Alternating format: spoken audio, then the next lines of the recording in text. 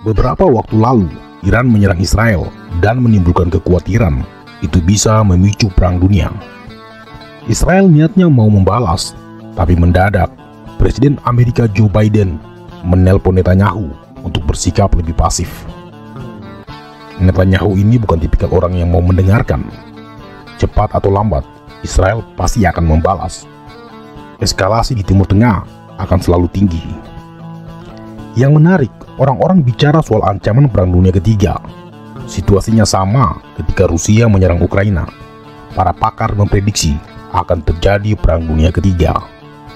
Setiap pecah konflik, ancaman perang dunia ketiga menjadi momok menakutkan. Apakah segampang itu?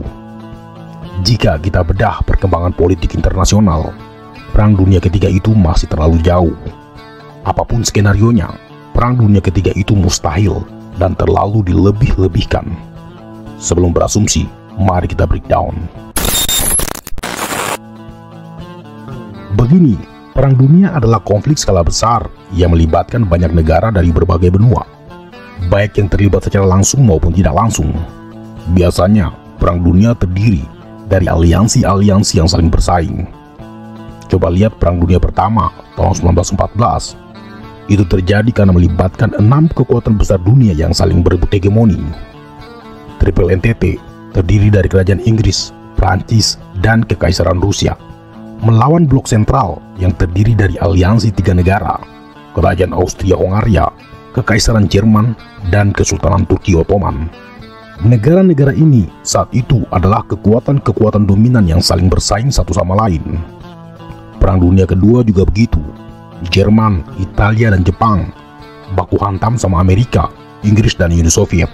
Kita tahu, di tahun 40-an, negara-negara itu adalah negara-negara dengan kekuatan besar di dunia, let's say superpower.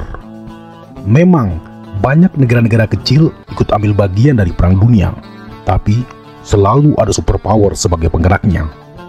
Poinnya, perang dunia hanya bisa terjadi jika negara-negara superpower saling berhadap-hadapan.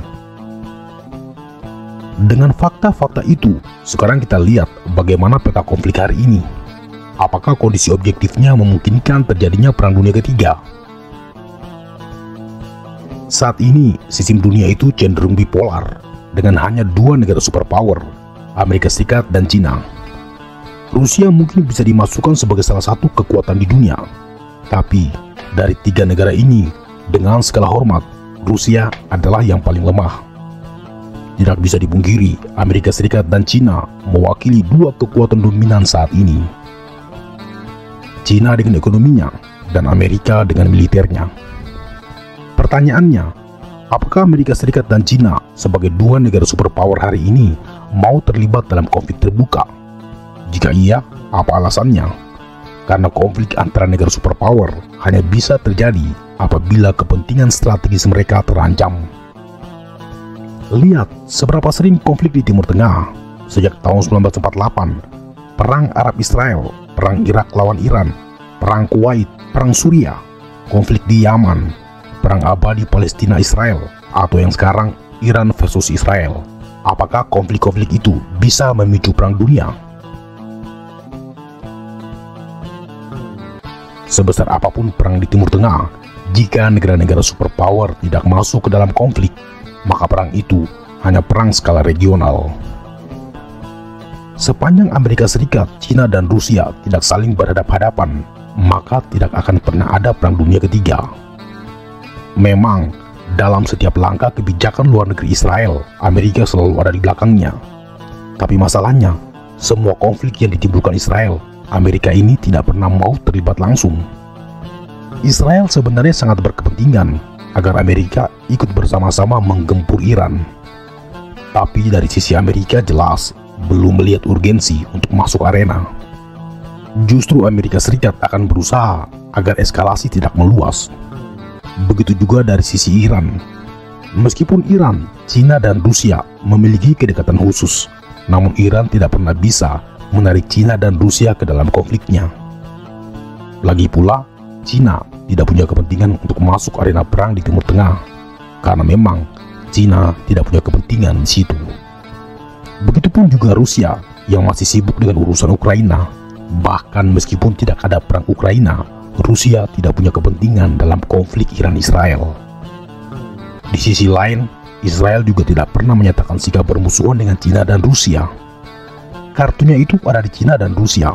Sepanjang Israel bisa memaintenance hubungannya dengan dua negara itu, maka perang Iran-Israel hanya akan menjadi perang skala lokal.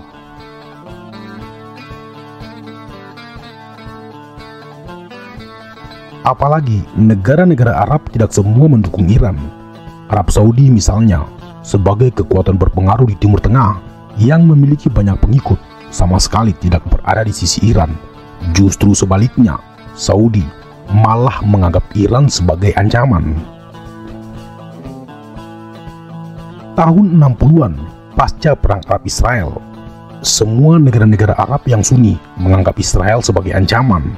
Namun, setelah revolusi Iran tahun 1979, terjadi perubahan persepsi ancaman. Bagi mereka, Israel bukan lagi ancaman, tapi Iranlah ancaman yang nyata, khususnya terhadap dinasti-dinasti di Arab. Konflik Yaman dan Perang Suriah misalnya memperlihatkan persaingan Iran versus Saudi. Sebagaimanapun juga Iran menyerang Israel dan menciptakan konflik skala besar, Arab Saudi dan Liga Arab sulit untuk mendukungnya. Itu bukan sekedar perbedaan mazhab Sunni atau Syiah, big no, tapi itu soal kepentingan, itu soal pengaruh. Saudi tidak mau Iran menjadi begitu dominan di dunia Arab dan juga di dunia Islam. Begitu juga sebaliknya, karena dua negara ini adalah simbol dari faksi-faksi politik di dunia Islam. Dari sini kita bisa tarik kesimpulan, konflik atau perang apapun di Timur Tengah tidak pernah bisa berubah menjadi perang dunia ketiga. Eskalasinya paling hanya di level regional.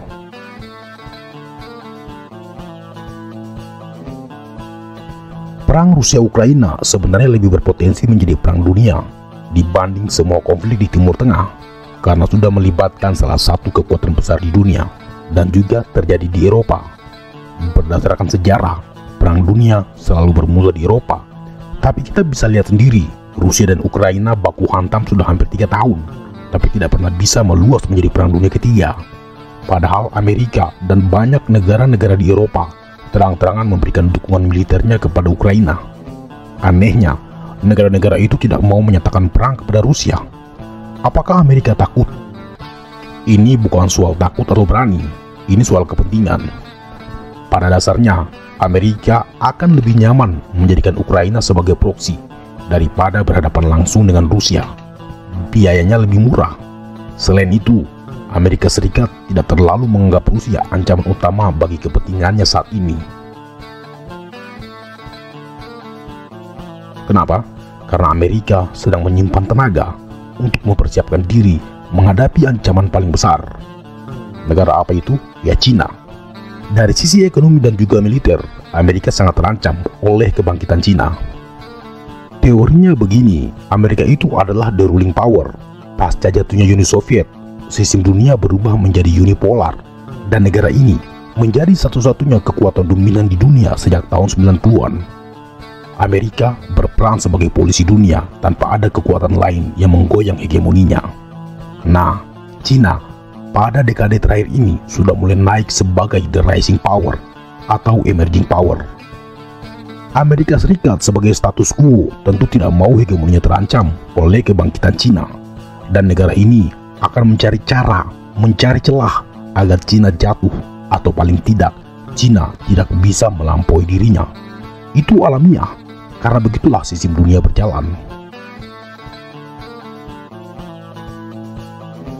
Jika kita cek sejarah, the ruling power itu selalu berbenturan melawan the rising power. Di abad 16 misalnya, Kekaisaran Bizantium baku hantam sama Turki Ottoman yang jadi the rising powernya. Abad 17, Inggris yang jadi the ruling power ditantang Belanda yang jadi the rising power. Dua negara ini perang juga. Kemudian ganti-gantian, Prancis pernah jadi the rising power yang melawan dominasi Inggris. Jerman juga pernah baku hantam sama Prancis yang saat itu jadi the ruling power. Kemudian Jepang pernah jadi the rising power menantang Amerika. Terus yang terakhir, Amerika versus Uni Soviet. Untuk yang ini, kedua negara tidak terlibat perang terbuka, tapi frozen conflict atau perang dingin. Uni Soviet pun jatuh. Amerika menjadi satu-satunya kekuatan dominan di dunia. Dekade ini, Amerika sudah terlalu lama menikmati peran unipolarnya, bermain sebagai polisi dunia, sudah mulai mendalami karakternya sebagai the only one power. Pelan-pelan, Cina mulai bangkit sebagai pesaing utamanya. Tentu saja, Amerika tidak senang dengan itu, dan sangat alamiah jika mereka menganggap Cina sebagai ancaman. Begitu juga sebaliknya, dua-duanya saling merasa terancam. Sebagai dua negara superpower hari ini, Amerika dan Cina pasti sudah saling mengintip kekuatan.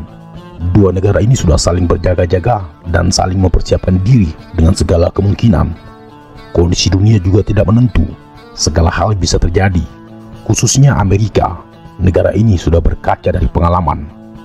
Jika kita ingat, ketika Perang Dunia Kedua, Amerika Serikat tidak pernah menyangka Jepang tiba-tiba menyatakan perang dan menyerang pangkalan mereka di Pasifik. Begitupun dalam menghadapi Cina, clear, dua negara ini saling menunggu, saling mempersiapkan diri. Masalahnya sekarang adalah siapa yang akan memulai duluan. Siapa kira-kira pihak yang berinisiatif menyerang duluan?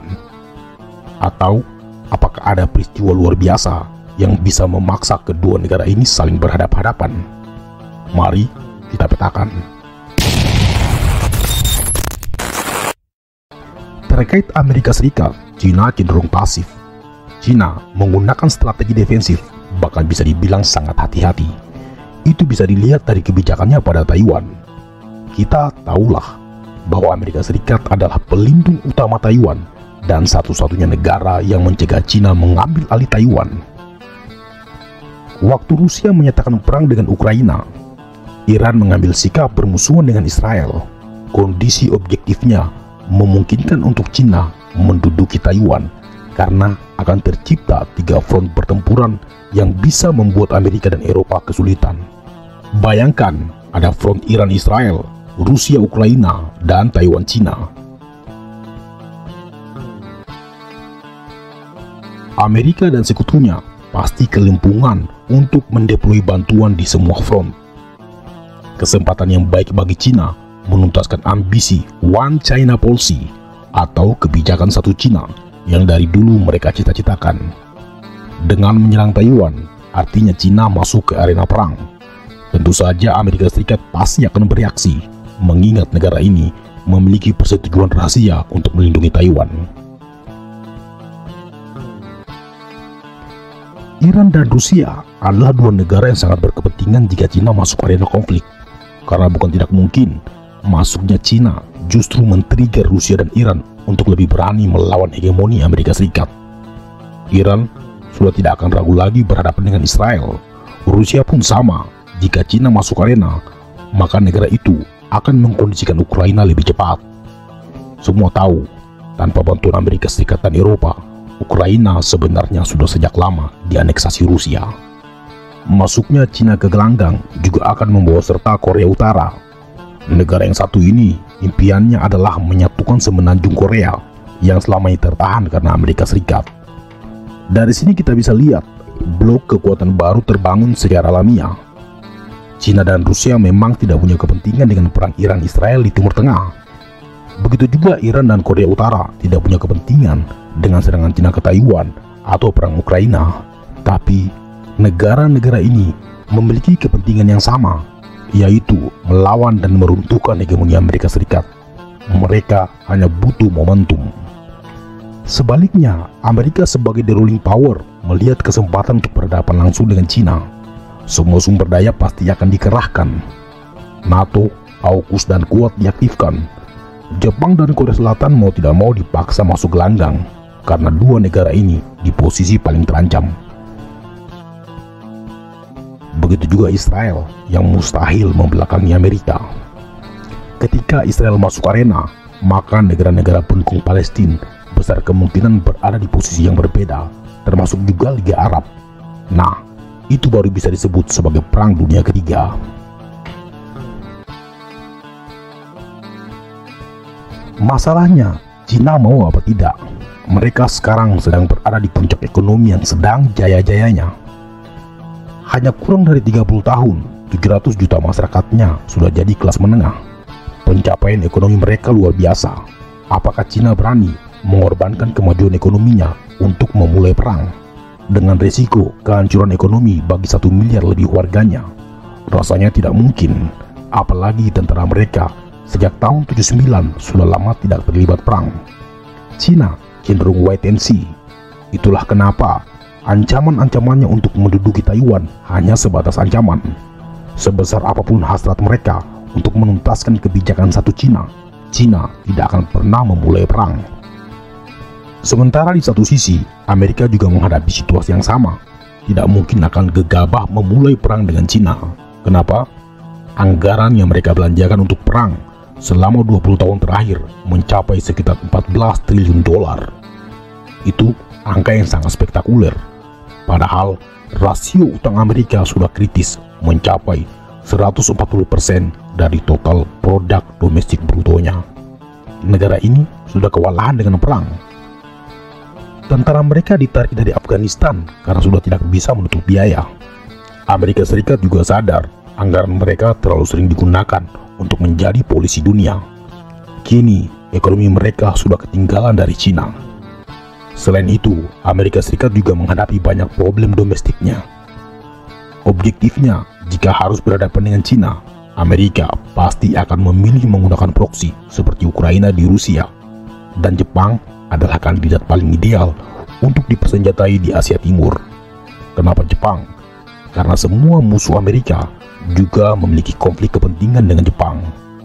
Cina dan Rusia misalnya masih bersengketa dengan Jepang terkait beberapa pulau. Begitupun Korea Utara yang tidak pernah menyukai Jepang. Jepang ini sebenarnya tipe negara agresif. Sudah lebih dari 50 tahun negara ini sakit, dan Jepang butuh legitimasi. Jika konflik Amerika-Cina meluas, Jepang sudah siap angkat senjata. Poinnya, Amerika akan berpikir 2 kali untuk memulai perang, sama juga seperti Cina. Kesimpulannya, selama 2 negara ini tidak berdiri di 2 front yang berbeda, Perang Dunia Ketiga tidak mungkin akan terjadi. Kecuali hanya jika tentara Cina menyerang Taiwan. Jika itu terjadi, Perang Dunia Ketiga sudah pasti di depan mata.